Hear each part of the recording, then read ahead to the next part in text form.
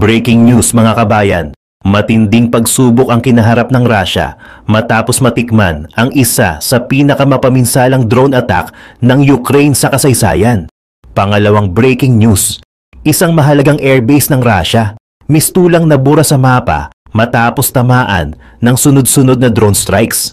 At pangatlong breaking news, ang ataking ito ay maaaring tuluyang magpahina sa Air Force ng Russia. Ano kaya ang maaaring maging susunod na hakbang ni Putin? Bago tayo magumpisa, baka pwede pa like ng video na ito. Malaking bagay na to sa aming mga content creators. Maraming salamat po.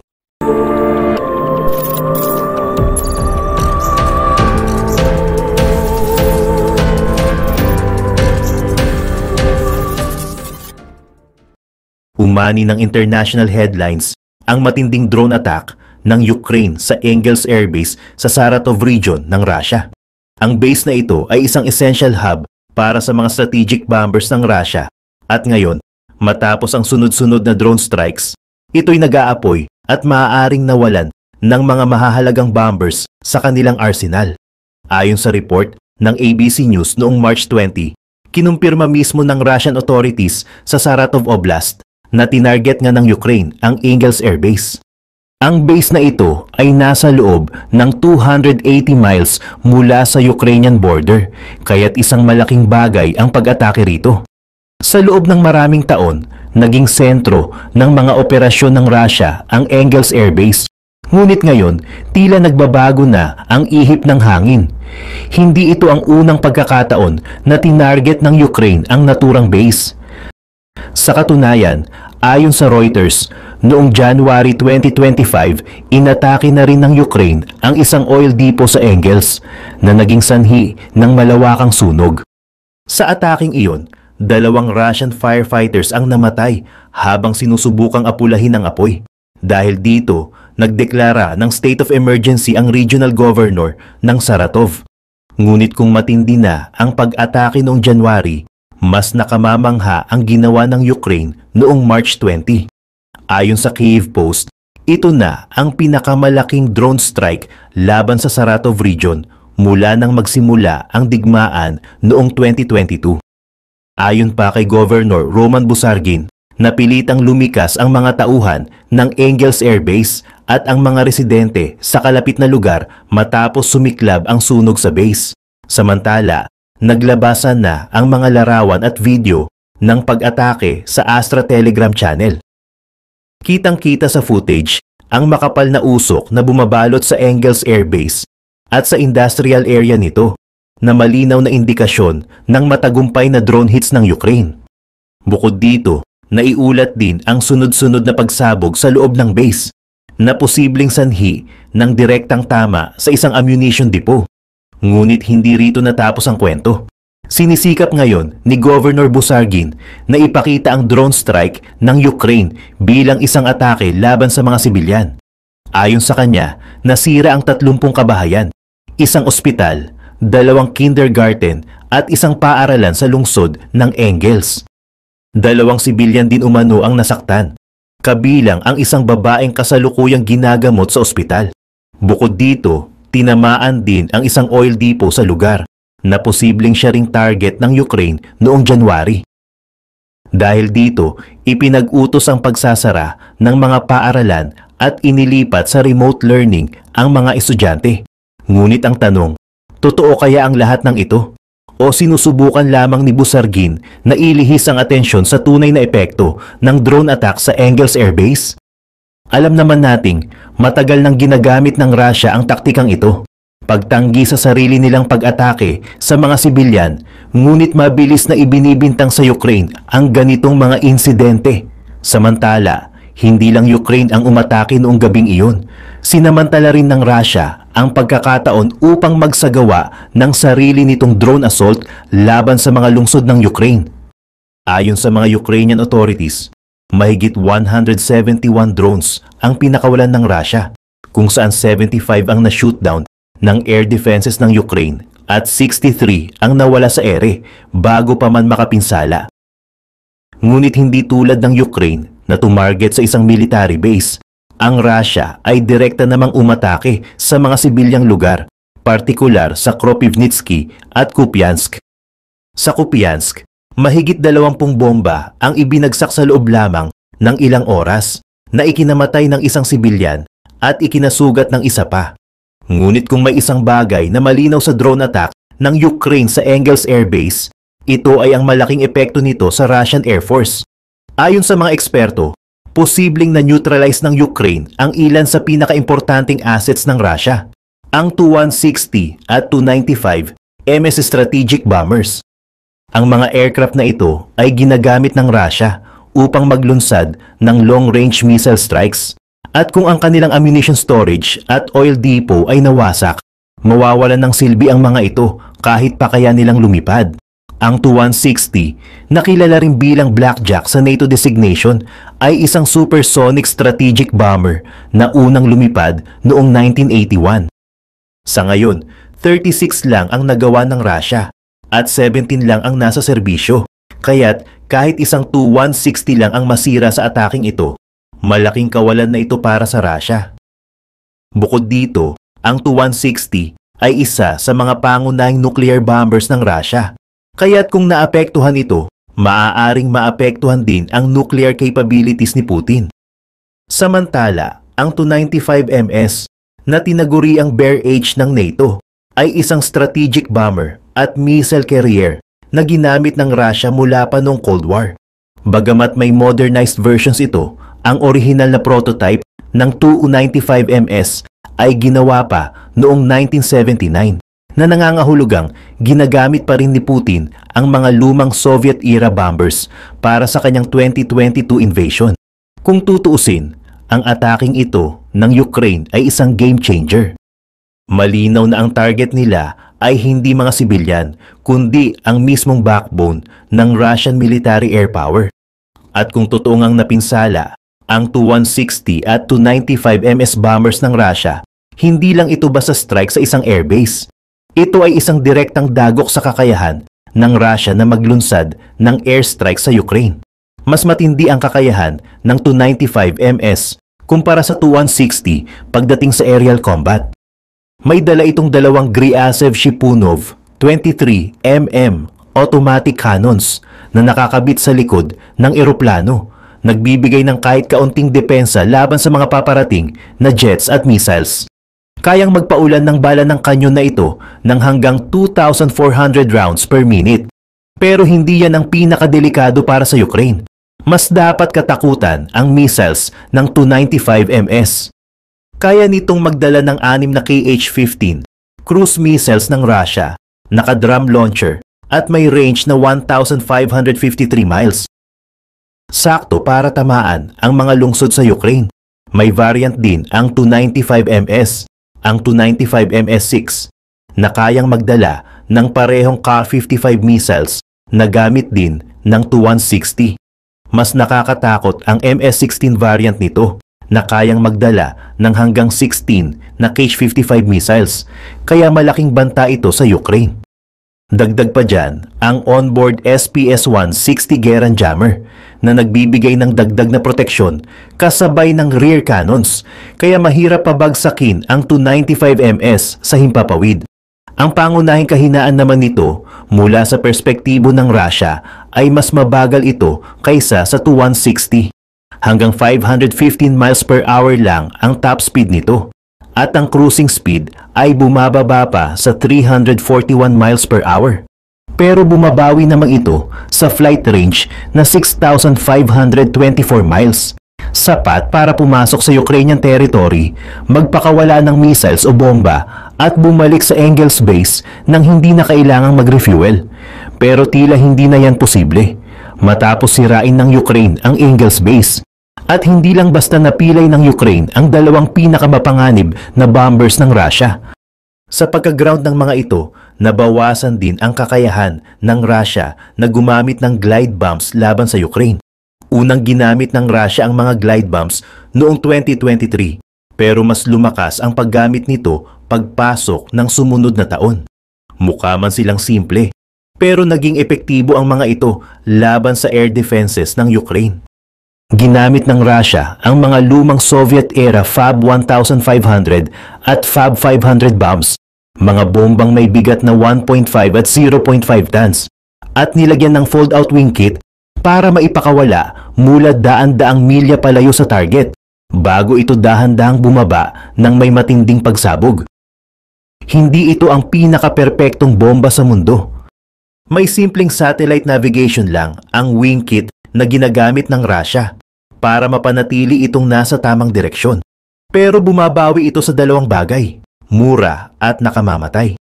Ang bawat wing kit ay nagkakahalaga lang ng $20,000 hanggang $30,000 at halos libre na ang bomba mismo dahil bahagi na ito ng stockpile ng Russia. Sa madaling salita, nagawang palitan ng Russia ang mas mahal na missiles gamit ang wing kits na ito. At hindi naman kailangan ng glide bombs na maging eksaktong tumama. Ang isang Fab 500 ay may lamang halos 440 pounds ng pampasabog, katumbas ng halos 30 artillery shells ng Russia sa isang bagsakan lang. Kahit hindi nito direktang tamaan ng target, ang lakas ng pagsabog ay sapat na para gawing abo ang lugar kung saan ito bumagsak. At walang tigil ang pagbomba ng Russia gamit ang mga armas na ito. Noong March 2024 lang, nang seryosong ginamit ng Russia ang mga glide bombs, nagpakawala ito ng 3,000 sa mga lungsod at pasilidad ng militar ng Ukraine. At mula noon, hindi ito bumagal. Ayon sa United 24 Media, umabot na sa 51,000 glide bombs ang ibinagsak ng Russia sa Ukraine pagsapit ng February 2025.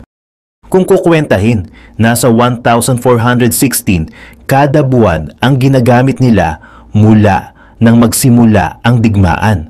Ayon kay Daniel Bell, pinuno ng United Nations Human Rights Monitoring Mission sa Ukraine, ang aerial glide bombs ay isa sa pinakamalaking banta sa mga sibilyan sa mga lungsod malapit sa frontline. Isa rin ito sa mga dahilan kung bakit tumaas ng 30% ang bilang ng mga namatay at nasugatan noong 2024 kumpara noong 2023. Huwag maliitin ang dami ng mga buhay na kinitil ng mga nakamamatay na bombang ito. Iniulat ng HRMMU na 360 sibilyang Ukrainian ang napatay ng glide bombs ng Russia noong 2024 at 1,861 pa ang nasugatan. Triple at 6 na beses na mas mataas ang bilang na yan kumpara sa casualty count ng 2023. Mas malala pa, ayon sa United 24, patuloy na pinalalaki ng Russia ang produksyon ng glide bombs. May plano si Putin na itaas ang bilang ng mga ginagawa nila kada taon sa 75,000, 50% na mas mataas kaysa sa produksyon noong 2024. At yan ang dahilan kung bakit napaka-importante ng matagumpay na strike ng Ukraine sa Engels Air Base. Dahil sa isang matinding atake, napatigil nito hindi lang ang dalawa sa pinakamapanganib na bombers ng Russia. Napilayan din nito ang kakayahan ng Russia na magpakawala ng nakamamatay na glide bombs sa Ukraine. Dahil sa mga base na tulad nito, naglulunsad si Putin ng mga glide bomb. Ang Engels ay talagang malapit sa front lines ng digmaan sa Ukraine, kaya't ang mga bomber nito ay kayang magpakawala ng nakakakilabot na mga weapon nang hindi na kailangang lumapit sa teritoryo ng Ukraine. Iniiwasan ang panganib na mapabagsak ng anti-air defenses ng bansa. Sa pagtira sa Engels, sinira ng Ukraine ang isa sa mga pangunahing launching points ng mga pinakamapaminsalang pag-atake ni Putin. Kung may mga jet na nadamay sa ataking ito, malaking balita na yan. Pero ayon sa mga unang ulat, tila hindi lang mga eroplano ang tinamaan. Nasira rin ng drone attack ng Ukraine ang isang ammunition storage facility sa Engels. Hindi mo na kailangan pang manghula kung anong mga sandata ang nakaimbak doon. Ang pagbawas sa banta ng glide bombs ay isang malaking panalo para sa Ukraine sa maraming aspeto. Para sa mga sibilyan, ang pagkawala ng Engels, kahit pansamantala, ay nangangahulugan ng bahagyang ginhawa. Mas kaunti ang posibleng mamamatay kung patuloy na aatakihin ng Ukraine ang iba pang katulad na airbase sa loob ng Russia. Sa aspeto ng militar, ang pagkawasak ng mahahalagang asset sa Engels ay isang matinding dagok sa Russia at nagpapagaan ng pressure sa front lines ng Ukraine. Hindi lang ito isang simpleng strike, ito ay isang direktang hamon sa kakayahan ng Russia na patuloy na umatake. Kapag hindi ginagamit ni Putin ang kanyang glide bombs laban sa infrastructure ng Ukraine, ginagamit naman niya ang mga ito upang sirain ang mga depensa sa mga rehiyong may aktibong labanan. Sa bawat pagsabog, nagiiwan ito ng lagim at pagkawasak, isang simbolo ng walang habas na agresyon. Ngunit ngayon, unti-unting lumalabo ang bisa ng taktikang ito. Ang pagbawas sa banta ng mga bombang ito ay nagbubukas ng bagong pagkakataon para sa Ukraine na mas ituon ang kanilang puwersa sa pagsugpo sa mga sundalo ng Russia.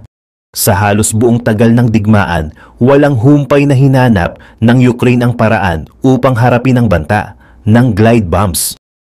Ang simpleng satellite navigation system ng mga ito ay nagpapahirap sa electronic jamming techniques na epektibo laban sa drones at cruise missiles. Para sa Russia, ang pagiging primitibo ng kanilang sandata ay isang di inaasahang kalamangan. Walang advanced na teknolohiyang maaaring ma-hack, walang komplikadong signal na kayang pigilin. Ngunit ngayon, ang sandatang ito na dati kinatatakutan ay unti-unting nagiging isang liability. Ang mga pag-atake gaya ng ginawa ng Ukraine sa Engels ay hindi lang sumisira sa mga stockpile ng glide bombs at sa mga eroplanong naglulunsad ng mga ito. Isa itong malakas na pahayag. Isang babala kay Putin na kahit ang kanyang pinaka-estratehikong airfields ay hindi naligtas. Isa itong mensaheng hindi maaaring ipagwalang bahala. Kung magpapatuloy ang ganitong uri ng opensiba, mapipilitan si Putin na ilipat pa atras ang kanyang Air Force. Isang hakbang na maaaring magresulta sa pagiging inutil ng kanyang mga glide bomb. Ano ang silbi ng isang sandata kung wala na itong maaabot? At kung hindi sapat ang pagbawas sa kanilang launching points, may isa pang matinding dagok na hinaharap ang Russia, ang pagkawala ng tiyak na direksyon ng kanilang mga bomba. Mukhang nadiskubre na rin ng Ukraine kung paano pigilan ang pinakakritikal na bahagi ng operasyon ng mga glide bombs, ang kanilang satellite navigation system. Ayon sa Forbes, noong March 17, matagumpay na nagamit ng Ukraine ang isang klase ng electronic warfare system na nagpapagulo sa GPS signal ng mga bomba. Isang teknolohiyang maaaring magpabagsak hindi lang sa mga sandata na ito kundi sa moral ng buong Russian army. Habang patuloy ang labanan, ang pangamba sa panig ng Russia ay lalong lumalaki. Ang kanilang mga sandata ay nagiging pabigat. Ang kanilang mga strategy ay unti-unting nawawalan ng bisa. Kung magpapatuloy ang ganitong sitwasyon, maaaring dumating ang araw na mismong mga sundalo ni Putin ang matatakot sa sariling anino ng kanilang digmaan.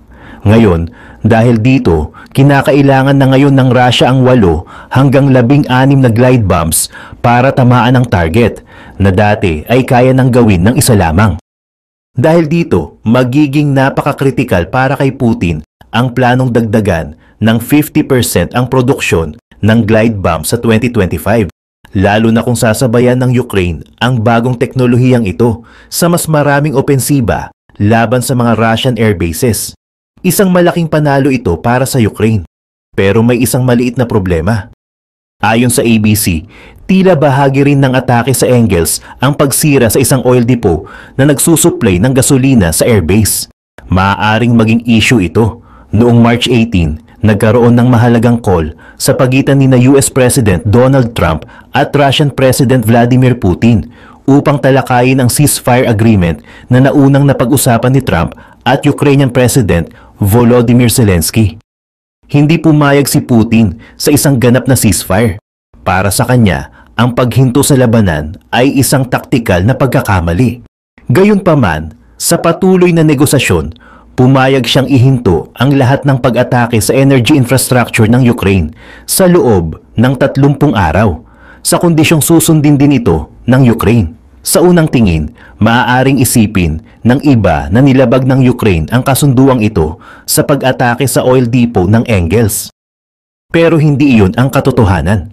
Sa kabila ng sinasabi ng Kremlin na agad nagpatupad si Putin ng ceasefire, wala pang 1 oras matapos ang tawag nila ni Trump, binomba ng Russia ang energy infrastructure sa Sloviansk na nag-iwan ng libu-libong sibilyan na walang kuryente. Ang realidad, wala talagang intensyon si Putin na sundin ang kanyang sariling ceasefire at agad niya itong nilabag. Ang pag-atake ng Ukraine sa Engels ay isang matinding pahayag para sa leader ng Russia. Maaari mong lokohin si Trump pero bawat atake mo ay may katumbas na mas matinding ganti mula sa amin. At matinding ganti nga ang nangyari. Sa iisang drone strike na gawang durugin ng Ukraine ang Engels Airfield, sirain ang mahahalagang sandata ng Russia, posibleng pabagsakin ang ilan sa mga strategic bombers nito at sunugin ang isang oil depot. Isang makapangyarihang counterpunch kung meron man. Ano sa tingin mo ang epekto ng ataking ito sa Engels? Mas marami pa kayang ganitong opensiba ang gagawin ng Ukraine sa kabila ng ceasefire na pinangasiwaan ni Trump? Ano kaya ang susunod na Russian airbase ang tatargetin nila? Ibahagi ang iyong opinion sa comment section at huwag kalimutang mag-subscribe sa aking channel para sa pinakabagong updates sa mga kaganapan sa digmaan ng Ukraine.